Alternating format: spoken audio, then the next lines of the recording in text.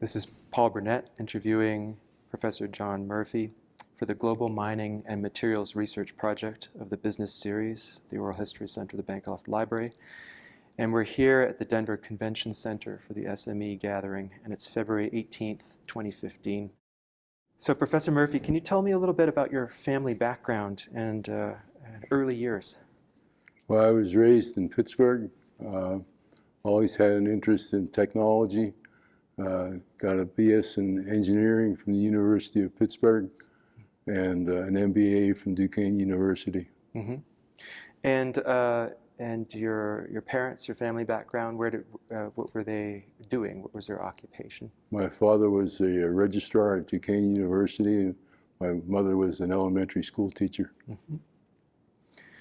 And how did you first become interested in engineering? What was the spark for you?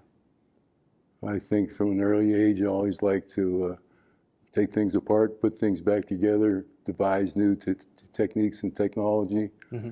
And I liked the hands-on approach that these technologies and opportunities provided. Mm-hmm.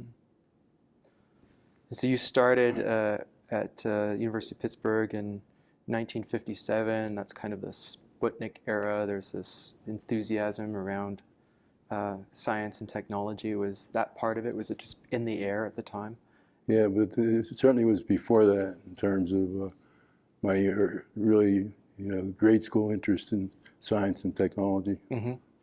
Did you have did they have like kits and things like that, like radio sets and things like that? Were you interested? There were some. Heathkit was one of the opportunities in those early days to put things together and build devices and so forth. Mm-hmm. And that was something that you were enthusiastic about.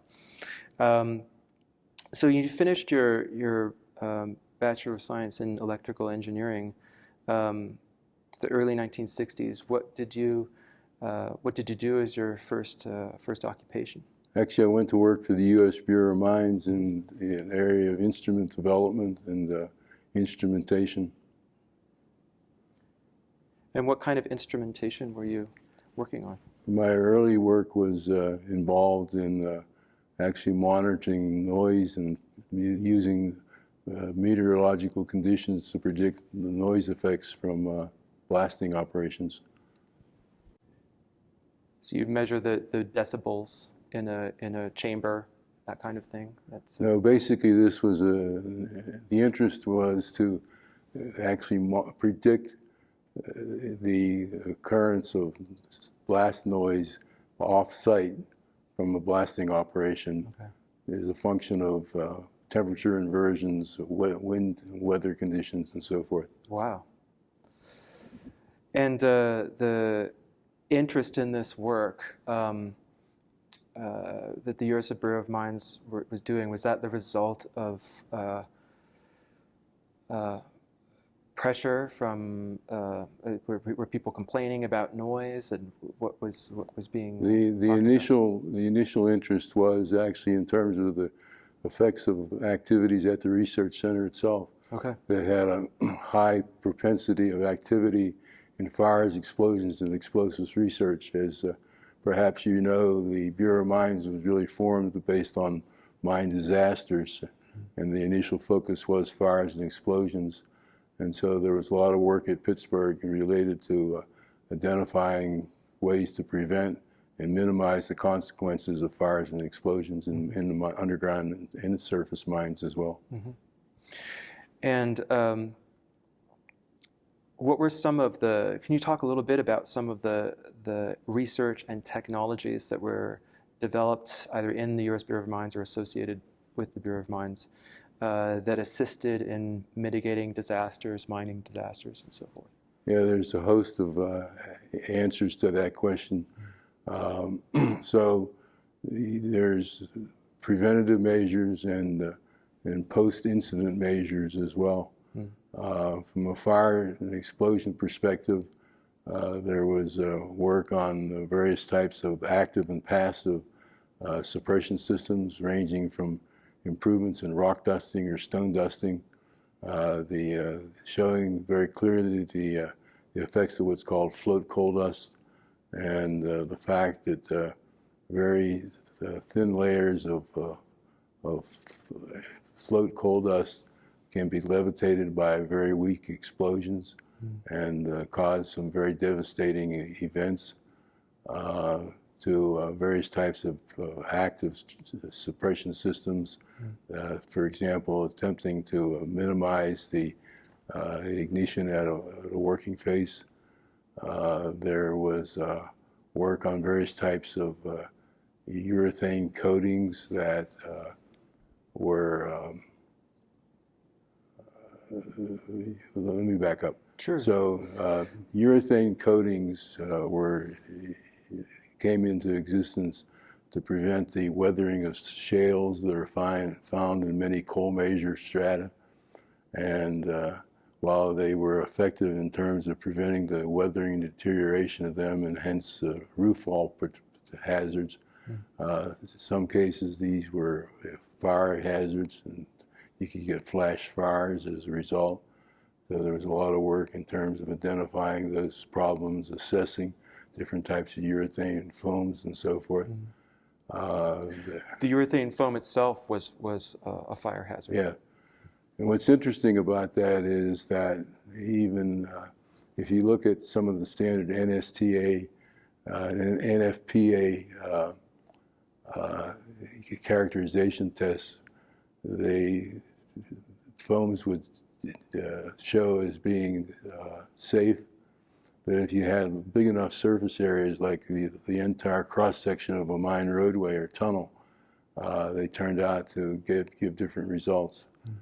And some of these problems have been manifested even in other industries, like some of the space shuttle disasters, where they had evaluated, for example, Velcro, and the launch pad accident where Grissom, Chaffee, and White died on the launch pad. It was basically a Velcro burning in an oxygen-rich atmosphere. And again, they had evaluated this in a standard test, but if you change the incline of the test sample, you got highly increased propagation rates. So some of these means of evaluating materials from a flammability viewpoint is very sensitive to the environment and the scale in which it's being used. Right, right. So something that is safe at a certain size or volume, it changes dramatically. Or geometry. Or geometry, right. The angle of incline. And just to back up further with some of these, if you're talking about coal mining, when you're talking about the levitation of coal dust, I mean, this basic problem is that it's this flammable substance, and when the dust is unsettled or comes into the air, it's brought in contact with oxygen or surrounded by oxygen, and then a spark from work can ignite it. Is that kind of one of the scenarios for fires? Well, the typical scenario is as follows. In the course of cutting coal, particularly with mechanized mining techniques, you create dust. There is a fraction of dust that is aerodynamically transportable. There's a smaller fraction of that which is respirable, which causes the pneumoconiosis problem. Right. But for the dust that's transportable, again, typically referred to as float dust, the dust can be transported and it'll settle on surfaces. The standard strategy in most countries around the world is that you apply quantities of limestone or rock dust to inert the coal dust. And there's some specifications in terms of the percent of inert or rock dust that is required to ensure that there's no propagation of a dust explosion. So the scenario is that if you have some mechanism, I'll come back to the mechanism in a moment, if you have some mechanism to levitate the settled coal dust that is then ignited, it creates a little poof, so to speak, and that poof, it levitates some more coal dust, which makes a bigger poof, and it sort of bootstraps itself along to the point that you have some major event. Mm-hmm. Now, in terms of the typically the initiation mechanism, it's generally a small pocket of methane air mixture at the face that is ignited, for example, a frictional spark from a tungsten carbide cutting bit hitting some sandstone or rock and so forth. And then that a little weak ignition again levitates some settled float coal dust, and it gets this bootstrap phenomenon that moves along. Mm. And were there some significant historic mine disasters and fires that really spurred this kind of research forward? Was there a... Yeah, there's a whole host of them that goes back to actually the formation of the Bureau of Mines was based on that type of an event. Mm-hmm. And I'm not sure whether it fits your particular format, but there's a very illustrative graphic that the Bureau of Mines has prepared, actually NIOSH prepared, celebrating the 100th anniversary of the Bureau of Mines, that lists all these disasters and lists the advanced technology advances that were implemented as a result of that. Mm. And I can share it with you if you have an interest. That would be great. Well, we could actually get a copy of it and put it in the oral history, perhaps. Okay. Yeah, that would be really... I can email that to you. Absolutely illustrative, yeah. And so during your time there in the 1960s, you were doing work on... you were an electrical research engineer starting in 1965? 61. In 61? And, oh, okay. 61. Right, 61 to 67, yeah. Yeah, that just lists various areas of interest and responsibility and right. progressing through the ranks. Yeah. Yeah. And during that time you were doing work on explosives research. Is that what you were discussing just now? Yes. Okay.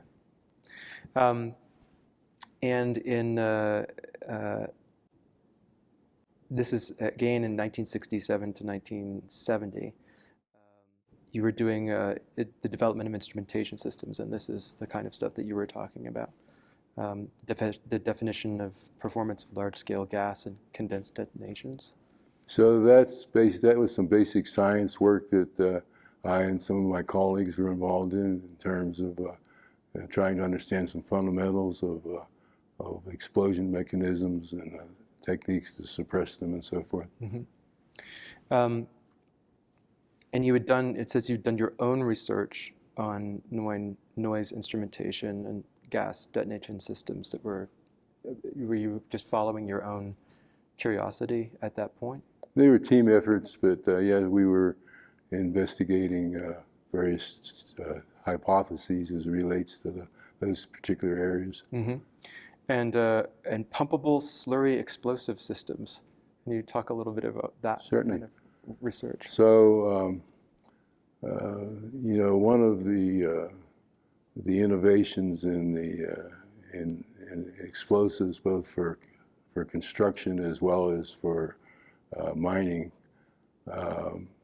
particularly surface mining, was the introduction of ammonium nitrate fuel oil. And ammonium nitrate fuel oil was a completely different strategy to using dynamites, which go back to the beginning of time. Sure. And so ammonium nitrate fuel oil has a variety of advantages and some disadvantages. The advantages are principally cost and the ability to bulk load boreholes. Some of the disadvantages are that it's not water repellent. And in the case of underground mines, there's an issue called permissibility, which I'll come back to in a minute. Sure. So we were involved in looking at a variety of formulations of explosive material that were emulsified mixtures that were could be cross-linked and are water repellent, that could be used in some of these applications. In terms of underground mines, particularly coal mines or any gassy mine where explosives are used, there is this permissibility requirement.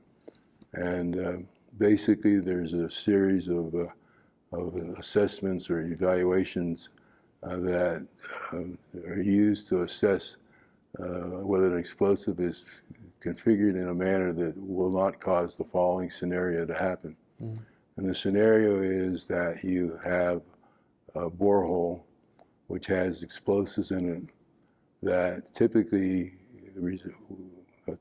which results in some cases in what's called a blown out shot. Okay, a blown out shot. Blown out shot. Okay.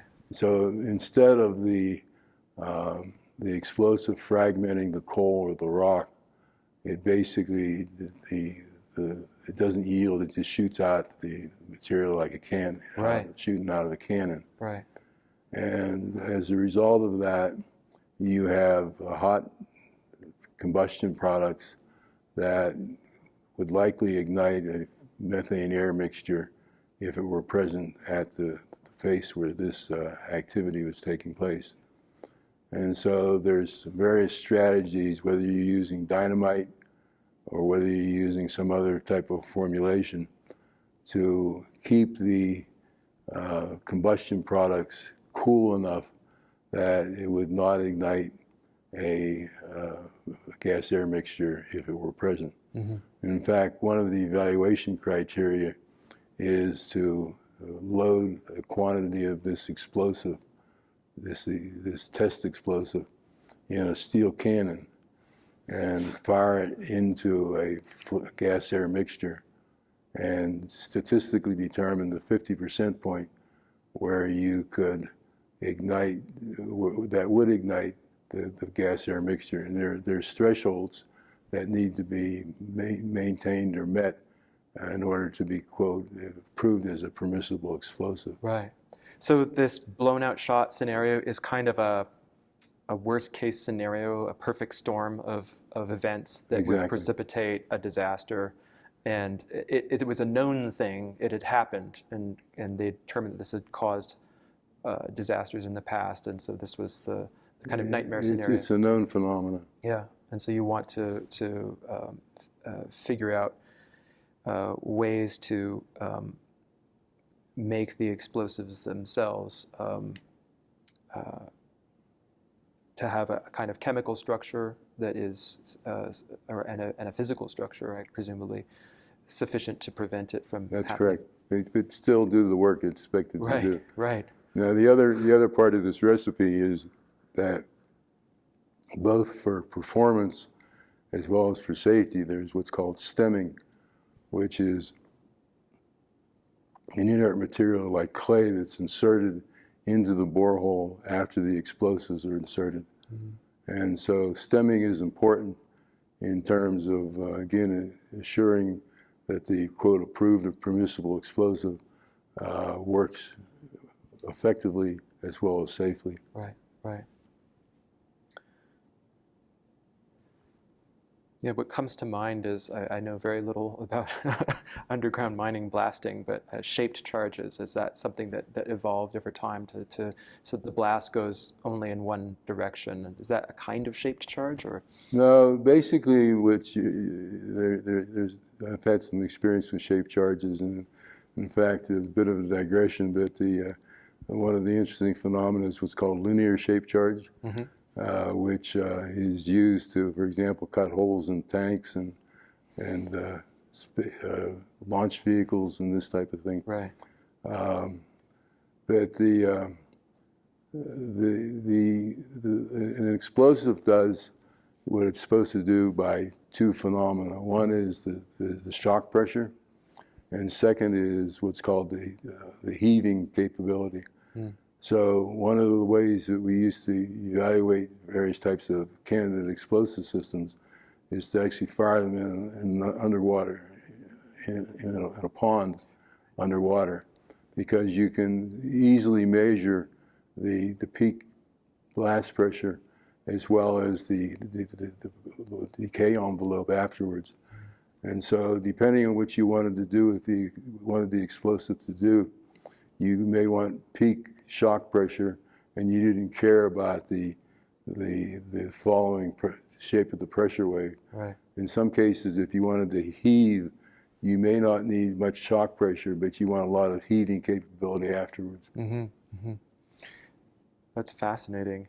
As you're talking about this, I'm thinking about synergies with other kinds of endeavors, and I wondered if the U.S. Bureau of Mines had,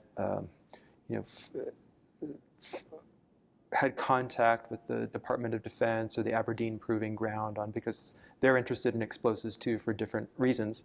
But was there any cross-fertilization of experimentation or results?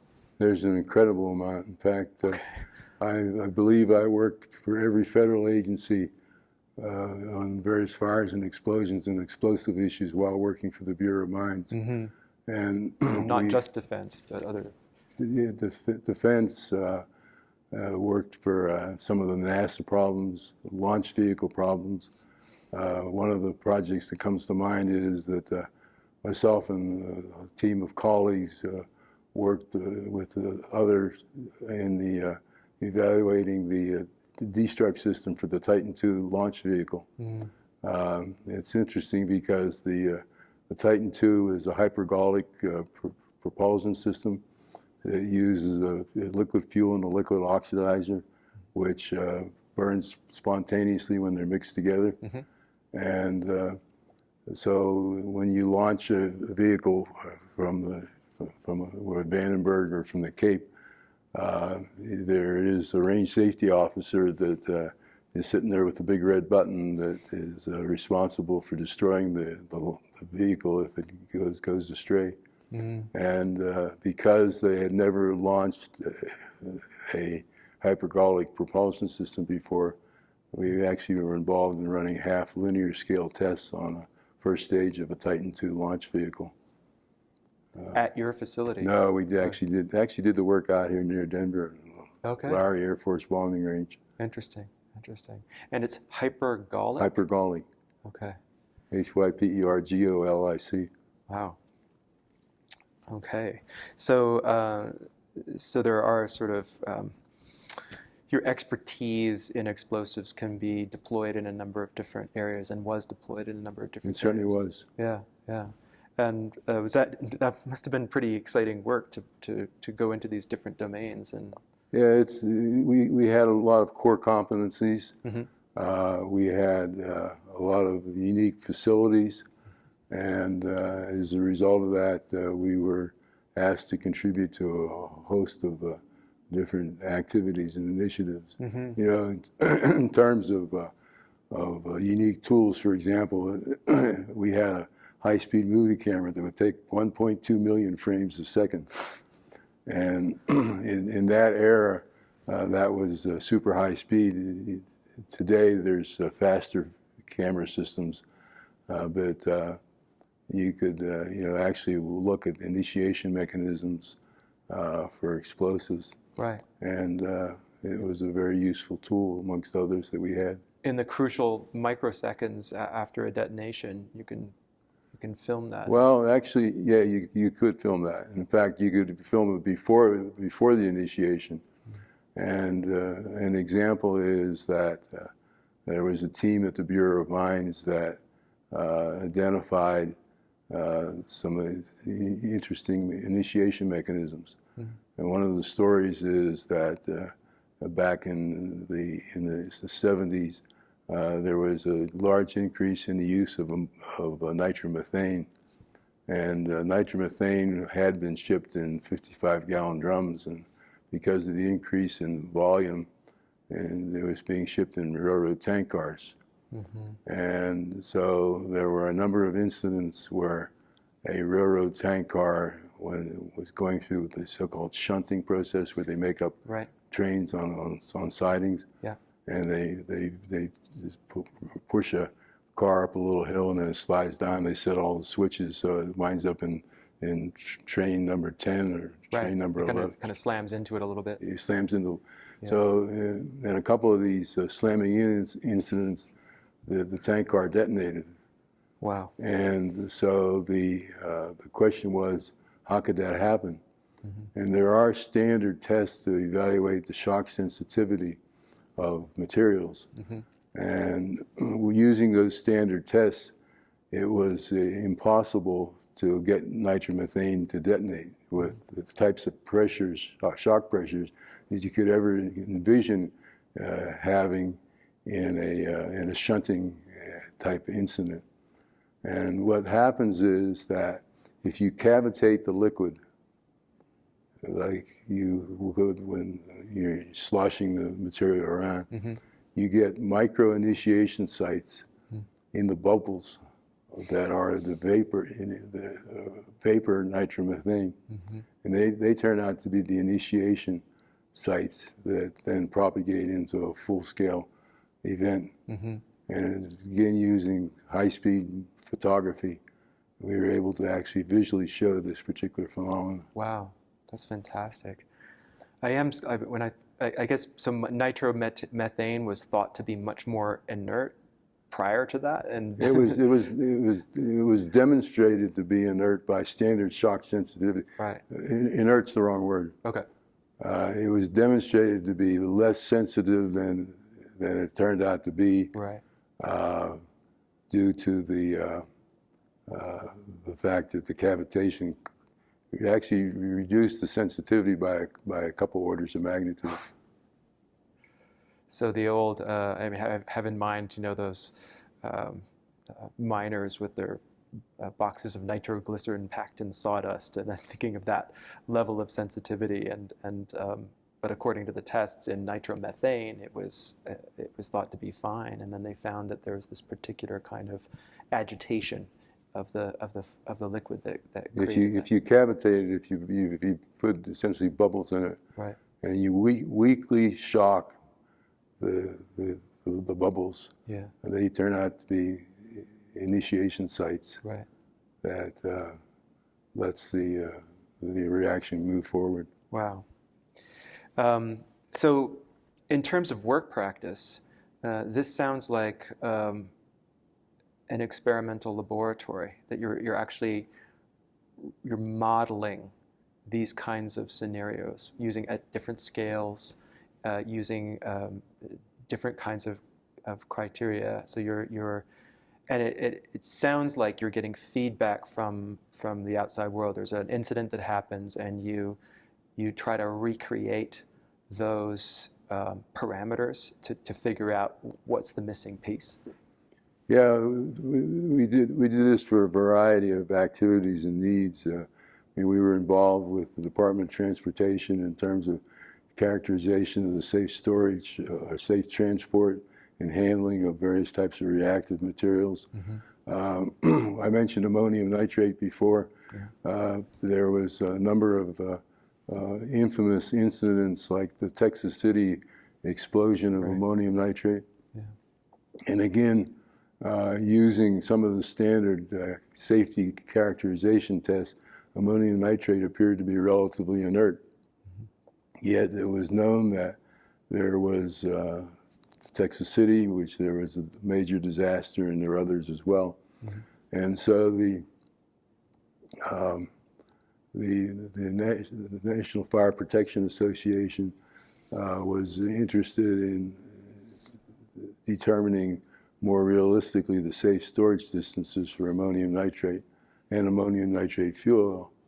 And the fire marshals of the United States said, unless you can prove to us quantitatively that there is this is less hazardous than dynamite, we're going to require that it be stored by what's called the American Table of Distances, which is basically says if you have X pounds of explosives here, you got to have Y feet before you can have X pounds of explosives here. Right. And if you stored ammonium nitrate per the dynamite classification, it would take huge amounts of acreage. So the question was, let me back up. Sure. So there is a phenomenon that's called the critical diameter of explosive materials. And so for dynamite, the critical diameter is, depending on the particular dynamite, is a fraction of an inch. For nitroglycerin, it's millimeters. And it turns out that for ammonium nitrate, in its typical prill formulation, it's on the order of 20 or 30 inches. And so if you run experiments, shock sensitivity experiments, with the standard tests that maybe are 2 to 4 inches in diameter, ammonium nitrate looks very, very safe and very innocent. Right. If you run it in diameters, say on the order of 60 inches, you get completely different results. And so for an experiment, a series of experiments that was actually funded by the Manufacturing Chemists Association, we actually ran some large-scale experiments using up to 60-inch diameter charges. And so there was a charge called the donor, which was purposely initiated, and there was a charge called the acceptor, which was then looked at and determined, essentially statistically determined the 50% point where you would get go, no go. Right. And if you go out 3 sigma, you can determine the point where 99% probability you would not have an ignition. Right. And so that was another example of using some of these core competencies and skills to address another national interest and national need. Did that result in different storage requirements? It did. Yeah, yeah. And this is this has applications for farms and other things as well, right? Yeah, but in terms of storing large quantities, it's basically a distribution system for large projects. In terms of farms where you might have just a relatively small quantity, it's still important to have that understanding and that data, but it's not having massive quantities of the material on hand. So you're doing experiments, and you've talked about statistical analysis. Can you talk a little bit about tools that you used, including computing power in the in the 60s and 70s, and how that evolved in terms of the work that you were doing? Well, so there's two sets of answers that come to mind relative to this. In terms of the fires and explosions work, over the course of the years, the team developed a variety of pretty unique tools. For example, one of the matters of interest is the detonation velocity in a material that's going to detonate or explode. And the standard classical technique was you put a probe at point X and a probe at point Y, and you measure the time between the activation of probe 1 and probe 2. And using a typical time interval meter, you could calculate the detonation velocity. One of the phenomena that was of particular interest was typically referred to as a DDT, a deflagration to detonation transition. And deflagration be a subsonic reaction, and detonation being a supersonic reaction. So the team developed some continuous velocity probes that would actually measure continuously the propagation rate over the entire course of the event. There were also devices developed that obviously had to be expendable to measure detonation pressure, or shock pressure, and so forth. So there are a variety of tools and techniques like that. I mentioned the high-speed cameras and so forth. In a broader sense, if you look at for example, the Coal Mine Health and Safety Act of 1969, that provided a lot of responsibilities, provided a lot of funding. There were lots of opportunities to address various needs via the use of computer technology. One that comes to mind is mine monitoring systems. And so, excuse me, there was identified a need to try to assess on a continuous basis various parameters in an underground mine. And so, of course, computer technology, telemetry, and the like came into play in that particular regard. What's interesting is that while the computer technology was important, probably the biggest challenge was in terms of devising, identifying, developing, and adapting instrumentation to monitor different parameters. So, for example, airflow is an important parameter, both in terms of the magnitude as well as the direction. And up to that point, the standard device for measuring airflow was a vane anemometer, which I'm sure you've seen, little windmills. Yeah, exactly. And vane anemometers don't hold up very well in the mine environment when they're asked to work on a continuous 24/7 basis. So there was work with external collaborators in terms of ultrasonic devices, for example, that would measure airflow with both speed and direction. There was various types of studies to remove people from the face in terms of mining activities. And so there was looking at various types of transducers that could identify, for example, the coal roof or the coal floor interface that could be used to assist either the operator at a remote location or, in the ultimate case, some type of semi-automatic or automatic control of cutting machines and so forth. So there was computer technology was important, but the transducers to feed the computers was probably even more challenging and equally important. Right. I mean, as they say about computing garbage in, garbage out. So if you don't have the right data coming in, the computer is not going to be useful. So I mean, there are other cases where computer modeling was very effectively used. There was teams at the Bureau that developed various types of pillar design technologies using computer models and so forth. And this was important in terms of ground control, roof stability, and this type of thing. And the transducers on the floor or the roof could detect instability? Is that some of the...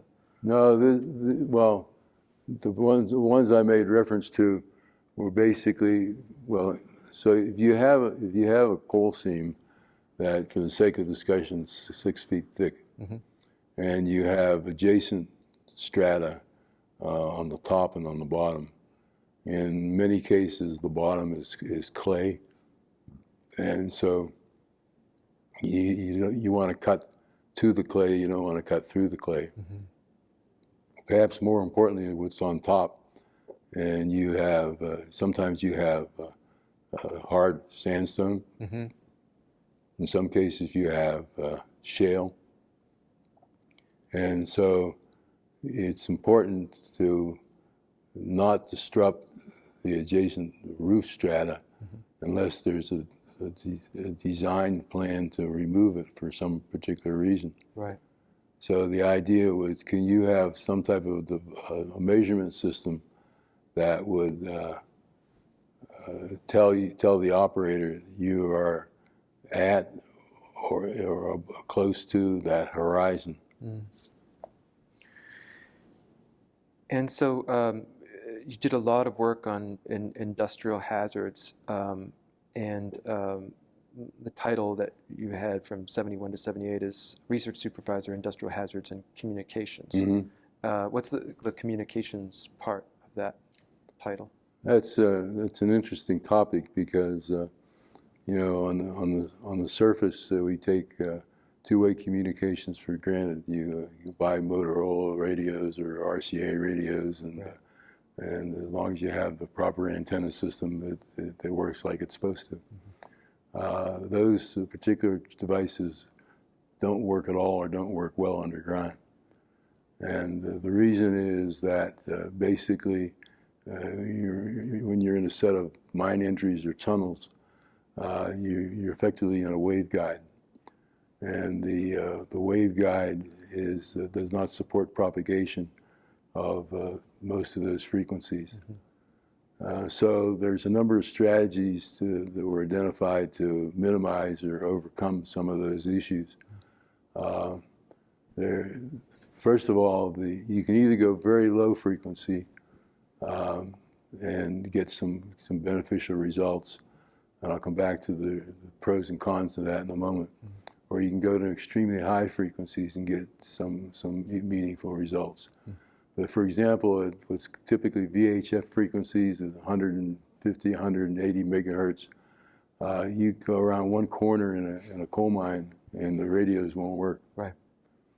And so you can go very low frequency. The principal problem is the antennas for very low frequency are typically large. They're not little whip antennas like you find on a handheld radio and so forth. You can go to very high frequencies and get some increased propagation, but you don't have long-range capabilities. So one of the systems that people have worked on is what's called leaky feeder systems, which are basically a coaxial cable that's got holes cut in the sheath so it leaks, and you can leak signals out and you can leak signals in. And with proper design, you can get some fairly wide coverage. There was an extensive program, both from a theoretical perspective as well as a practical hardware perspective, identifying the capabilities and limitations of various types of radio systems and assessing them in terms of underground applications. One of the philosophies that we always worked on was that the best emergency communication system is an operational one which is effective. It's still effective in emergency or disaster mode. Right. And that way people have it, they're using it, they get daily benefit from it. And if you need an emergency situation, it's there and it's working as long as it still functions under some type of emergency condition. So you look at, for example, redundant paths for a leaky feeder and this type of design. There are a number of firms that sell various types of underground wireless communication system that in some part were based on these types of studies that were done back in the 70s at this point. And as part of the redundancy, were there also wired communications through the tunnels? There were always, since back to the 50s at least, probably before, there were wired communications, mine phones, and they certainly served a purpose. But when you have a vast expanse of underground mined out real estate, they had limitations. Yeah. And so, one of the issues, of course, is how do you notify people if there's some type of an incident in another part of the mine, to alert them to take corrective action, to escape, and so forth. And as a result, there was interest in the wireless communications. There's also interest in wireless communications for mine rescue teams in terms of operating in those types of scenarios. And of course, when you talk about the application of these in an underground, potentially gassy mine, there was always the issue of intrinsic safety or so-called permissibility. Right.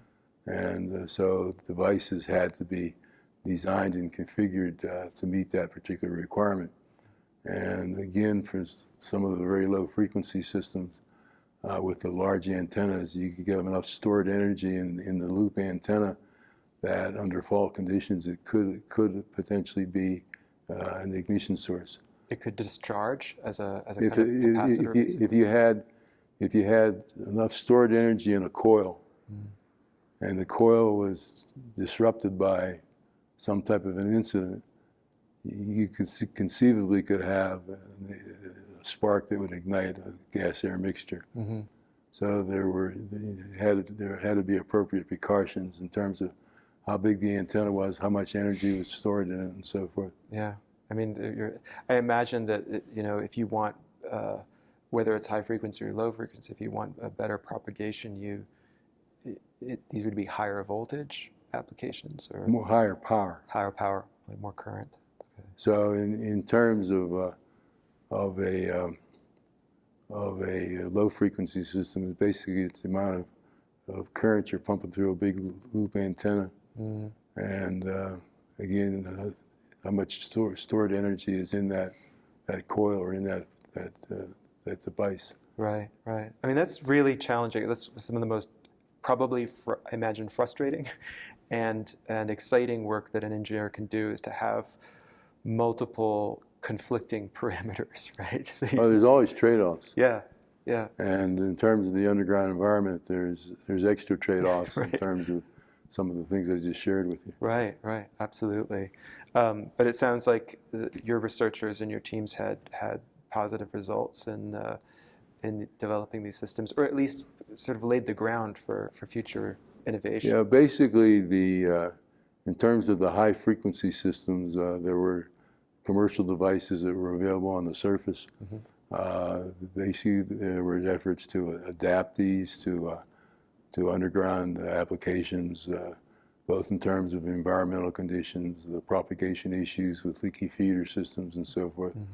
In terms of the low frequency systems, there weren't any commercially available devices, so there were some efforts to develop some prototypes and demonstrate that particular approach. And there are some companies that sell that kind of technology now. There was also interest and efforts to identify means to locate trapped miners.